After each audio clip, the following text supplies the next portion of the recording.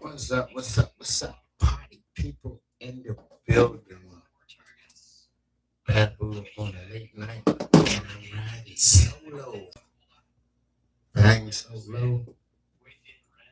I got my good microphone. Yeah. Yo.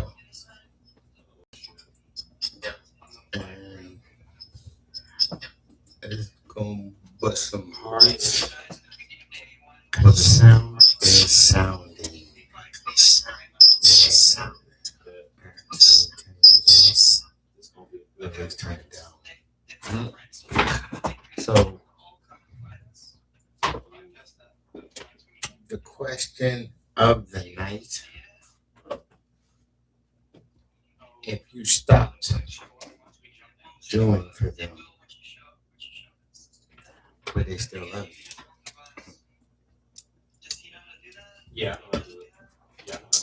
I'm talking to the givers out there. The givers, the ones that have themselves straight, the ones that literally,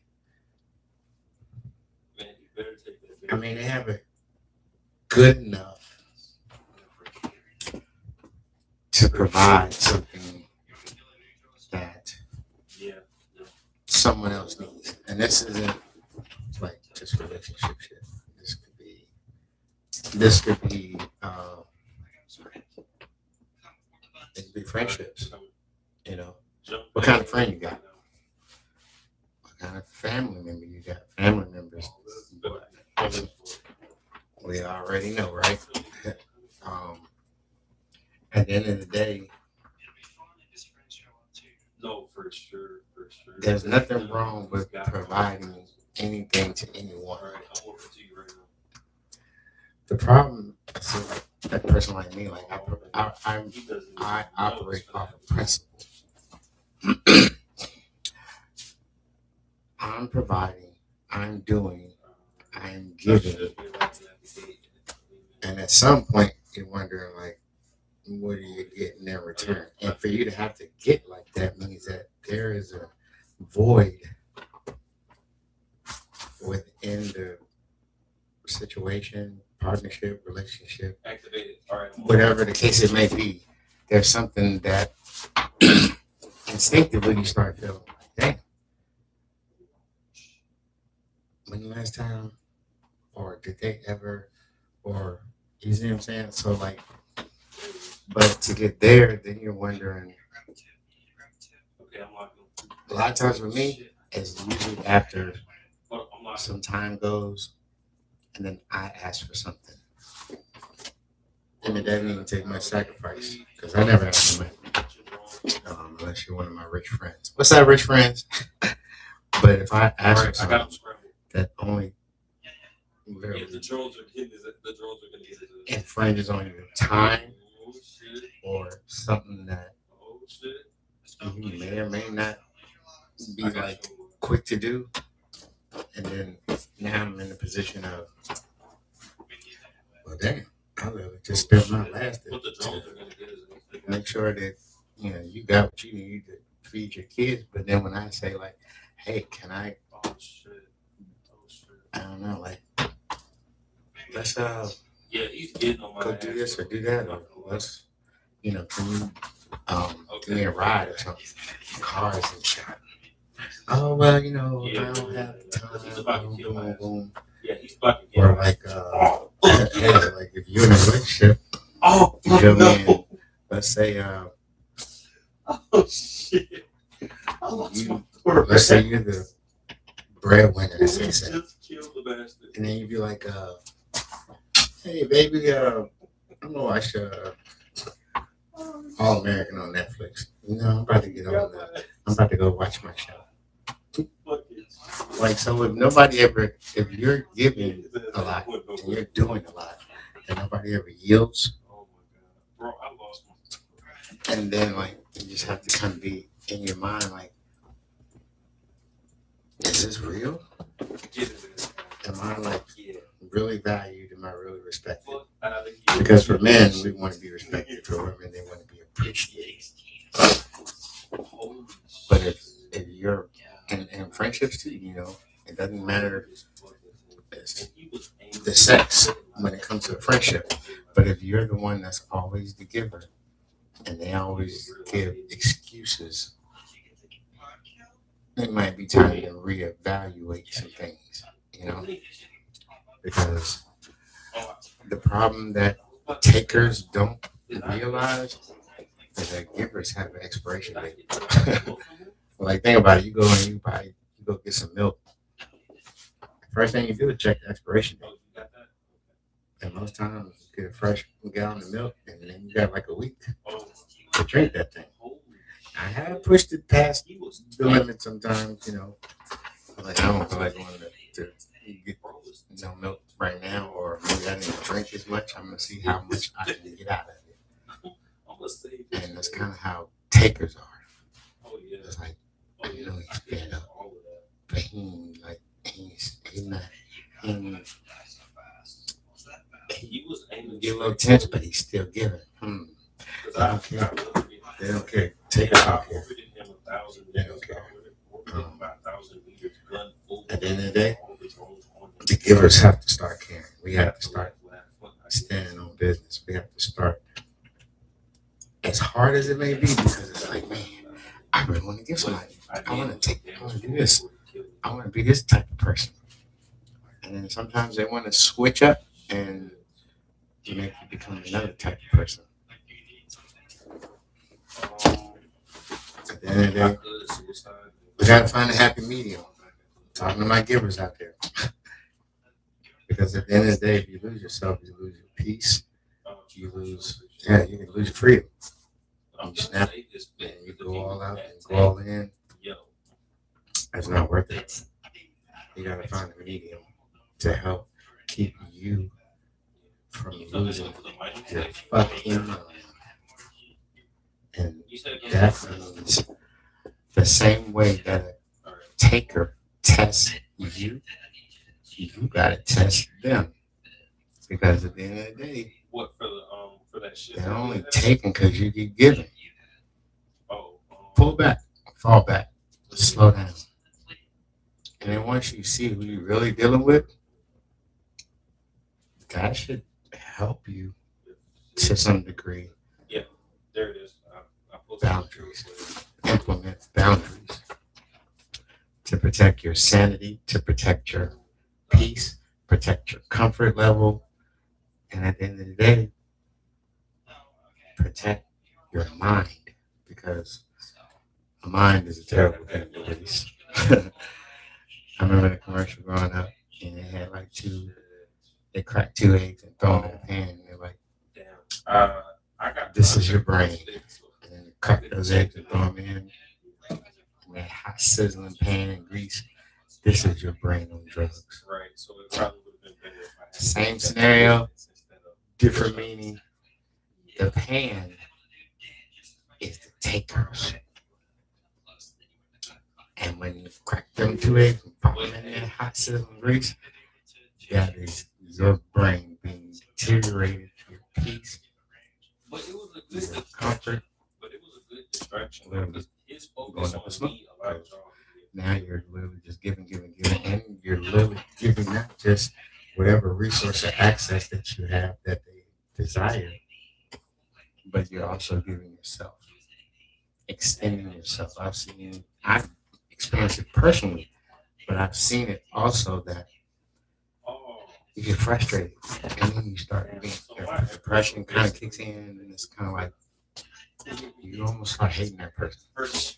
But because oh, they need this, they need this work, they need this gas money, they need this food, they need this. I fuck with it, but maybe they're gonna get it together. Pause. That is that what it should have, could have. Because at the end of the day, it only takes one time to say no, and they're gonna let you know who they are. But now at the end of the day, there are some people that when they get to a point, when they get to a level, and they're like, man, I appreciate everything you've done. Let me give you this.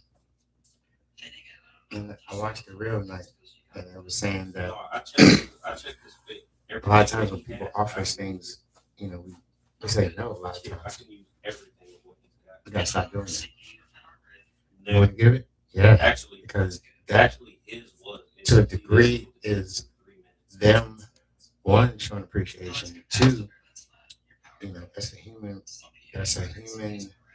interaction or exchange.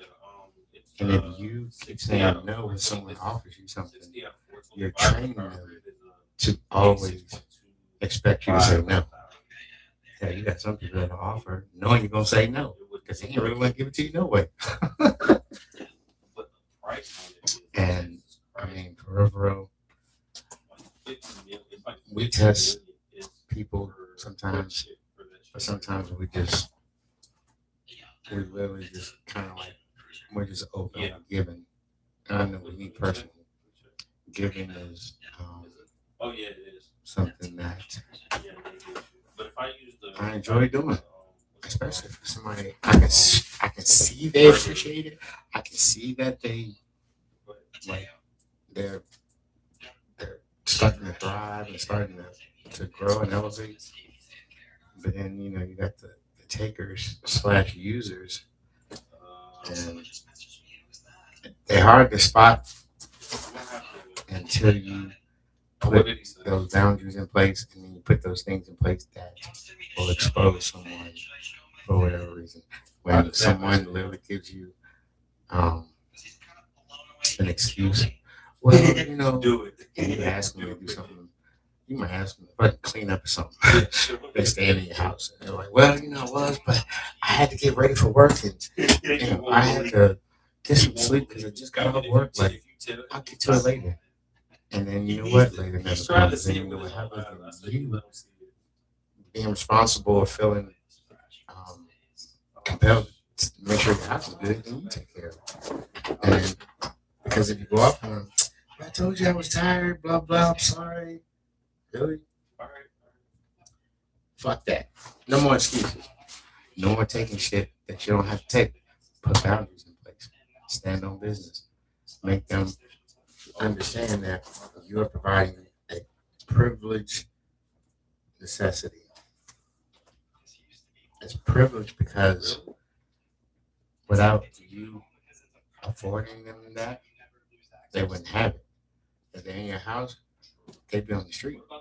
You know. Or they might be somewhere else where motherfuckers were literally clown from the rip. So don't let someone that does not have that privilege or is not in that privileged position to excuse themselves out of reciprocating mm, reciprocating what their responsibility under your care is. Because excuses are like ifs and some more shit are like if it was a fit, we all be drunk, right? I'm working on it. But at the end of the day, close your ears to excuses. Know how to deal with people that literally are working you. Because in the end, when they work you, it's only going to make you frustrated because you keep accepting what is not yours to accept. Don't lose yourself trying to help people either. I've done it time and time again, but I'm working on it, and I'm trying to get it to the point where I don't feel guilty for telling a motherfucker no. If I don't feel like doing it, I don't feel like doing it. I mean, I've come a long way to the point where I'm usually making sure that I get things done, and I'm the type of person that can help someone. And if they don't want to help themselves, I'm pulling that plug, and that's okay. And if I feel bad, they're not gonna know it. I'm gonna make sure I stand on business. I'm gonna make sure I keep working on me. And another problem that I had was looking at people's potential and looking at where they can be instead of where they're at. Because when you acknowledge where a person's at and you act accordingly, and you tend to fare better. And that's something that I have done for a long time. Oh man, they got the potential. I see something in them. Stop. Blind your ass. Blind yourself. Stop seeing shit. Because you're probably looking at ghosts or you're looking at illusions. And until it um, starts to become and start to grow and manifest, it's just a dream. And you know what they say in the work world? Dreamers are not welcome unless you work for Disney or MGM Studios. Yeah, your dreams, you can make them come true on the big screen.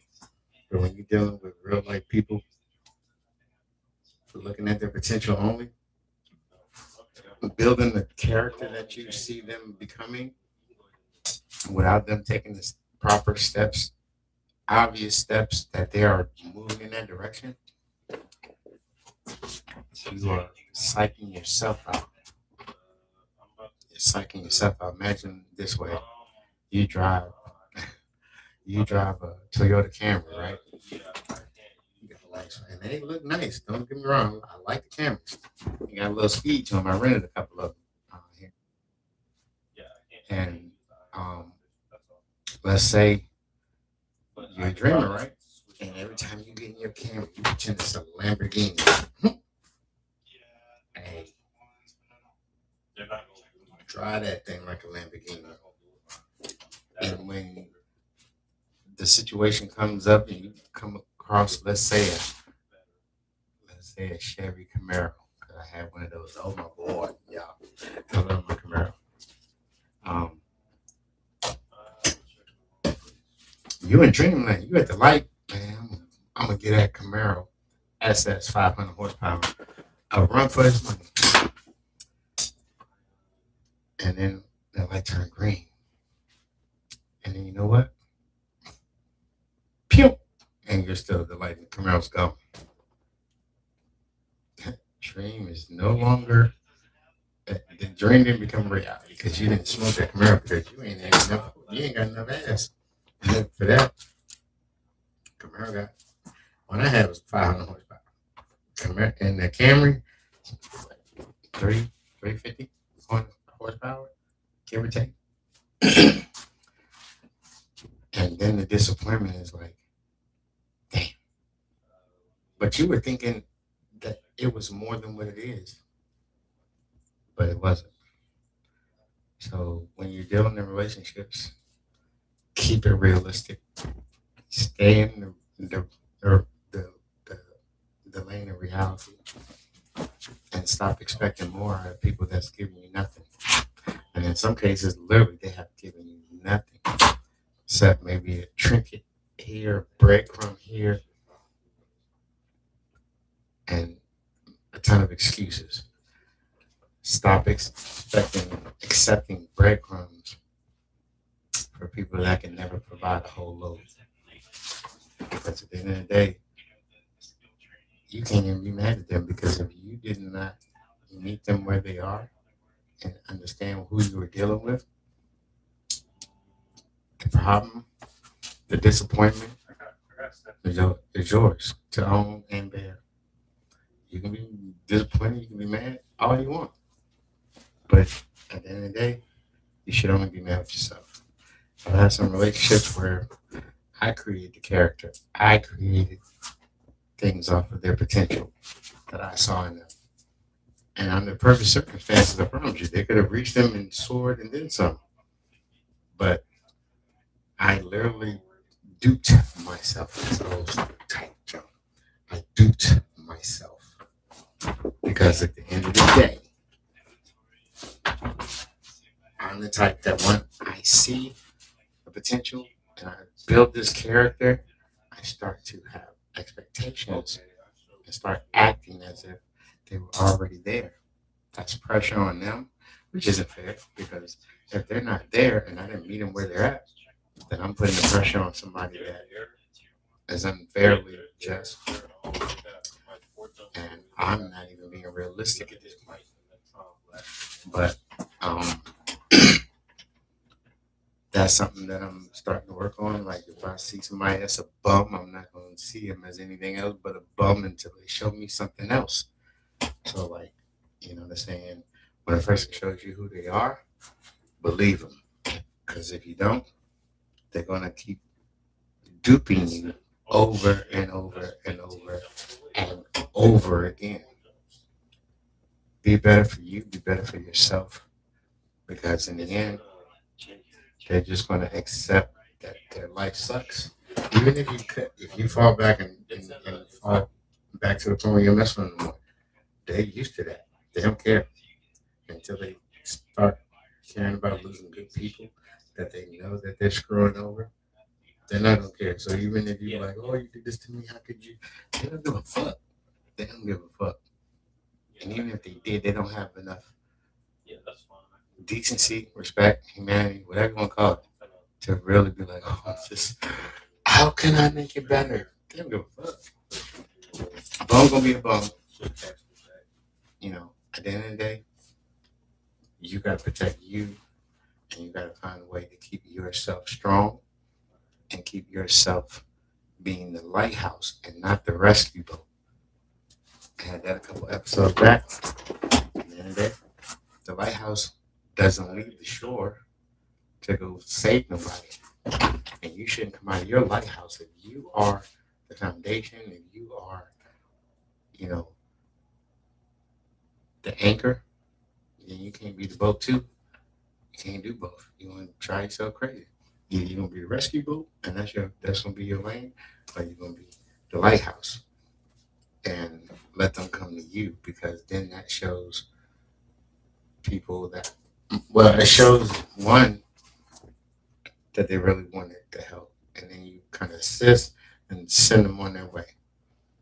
The rescue boat got to go out there and get on the boat with them, help fix the boat, mend the boat, and then you might end up getting sinking with them. We don't want that.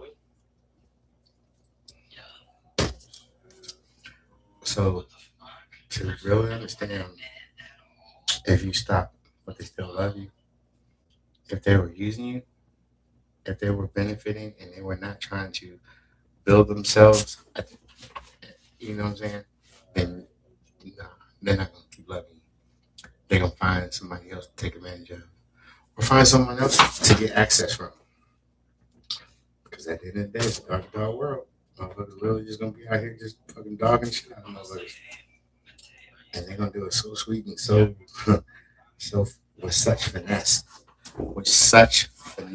because the finesse is like, it's almost like a narcissist, but not everybody who uses somebody is a narcissist. They're just sometimes just a lazy motherfucker who just, because of the love, the care, the support, and all those things that we give, they just feel entitled, and they forget their place, and they forget that we sacrifice things sometimes. I do.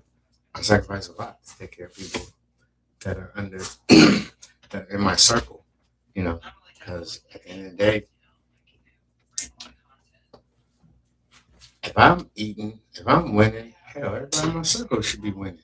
Everybody should be doing, you know, they should be doing good. And the problem with that is sometimes you got people in your circle that are a bunch of fucking squares. But, hey, what can we do, right? Except weed that shit out, you know. And then some people that they just don't want it. I'm gonna leave with this. Um, there was a there was this guy, and he lived in a rural area, and he walked to work along the main road, and he would walk past this house, and this house it sat off the road, you know, it was a little bit off the road, but yeah, I could see the house from the road. And every day he walked to work, there was this dog in the front yard, and he could hear this dog from 100, 200 feet away, literally just wailing, crying. in pain, as if he was in anguish, and it just made his mind like, man, what is up with this dog? So one day he literally um he stopped. He's like, man, I'm gonna go ahead and see what the owner, because the owner of the dog was literally on the porch rocking, chilling, smoking his pipe, and the guy walked across. Hey, hey! And the owner's like, hey, come on. And he gets up to him and he's like, hey, how you doing? I was like, I'm doing good. And he was like, I walk to work a lot this way, and I couldn't help but to hear your dog wailing and whining and crying, like he was in pain. And the owner's like, yep, he's in pain. And the man was like, well, what's wrong with him? And the dog and the owner said, he's sitting on the nail. And he didn't miss a beat, rocking on the way. The man said, what you said sitting on the nail? And he said, yep, sitting on the nail. And he was like, it's just in his head, like, damn, why don't he get up? The owner said, it ain't hurting him bad enough. At the end of the day, we all can be that dog sometimes. We have situations that we just continue to forcefully keep ourselves in, that literally we can just get up off that nail and fucking walk away from it. We gotta learn the power of letting go. That dog is, figuratively speaking, symbolically speaking, was not trying to let go of the problem, whatever that might have been. For you, it could be one thing. For me, it could be another. But if we have a nail in our ass, or like the Apostle Paul said, a thorn in our side, sometimes the only person that can remove it is us. We'll sit here and try to put it on God, but God literally gives us power too. He gives us the ability to. We have working brains, working abilities, and sometimes just common sense. And sometimes you literally have to let go and lose some shit to lose some shit. Read that again. You know what I'm saying? Like, you really want to get out of a situation, sometimes you gotta grin and bear it and let that shit go and rebuild. I've been homeless twice. Technically, I'm homeless now because I'm no longer in my house, but I'm in something that's not my car. That and very well could have been. But at the end of the day, it's a rebuilding process right now because what I had, I no longer have. But my pride would have literally made me crash out, be even more depressed than I already am, and literally just lose a lot more by not keeping the cool head. So at the end of the day, if you are a giving type, learn how to deal with boundaries and start putting parameters in place that yeah.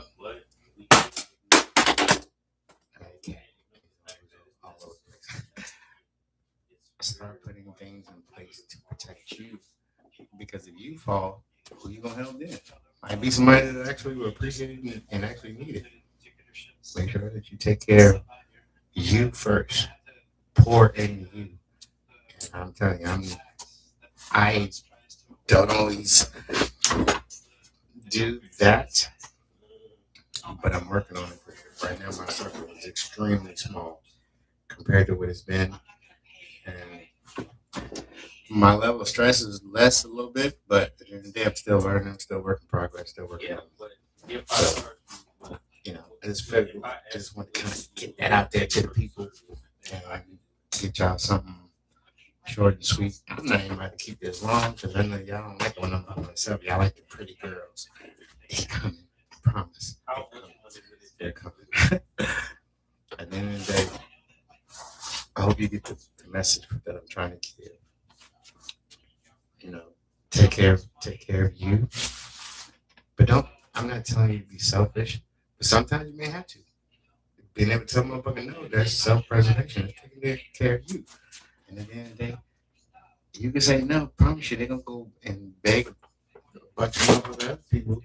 They'll eventually find it. They don't have to drain and bleed you dry. Make sure that you protect you. And because at the end of the day, a taker gonna make sure that the taker takes care of himself. Just is what it is. But I appreciate, love, the lookout. It is what it is. Bamboo Speaks, we're coming strong. We're about to plow through season 4. And then we're gonna come to season 5. And then we're gonna keep going. I ain't gonna never stop. But I love y'all for the support. Last episode literally is rocking. It's almost at 200 views. I need subscribers. Subscribe. And you'll always be alerted and aware when episodes are up and coming. I have guests lining up to be on here. Just had a friend hit me today, like, I'm free next Tuesday. So next Tuesday, and then we're going to get some returning guests to come back on here, and we're going to do this thing because Bad Boo got something to fucking say, and I hope y'all listen. So thank you for joining. Till next time.